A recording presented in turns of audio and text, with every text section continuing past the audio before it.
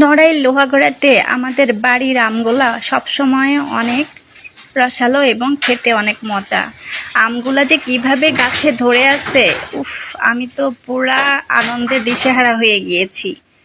আর ছাদের উপরে এই আমগুলা যেভাবে ঝুলে আছে দেখেছেন কতটা টাটকা আমগুলা। আমি ইচ্ছাই করে না যে আমগুলা গাছ থেকে ছিঁড়ে ফেলি।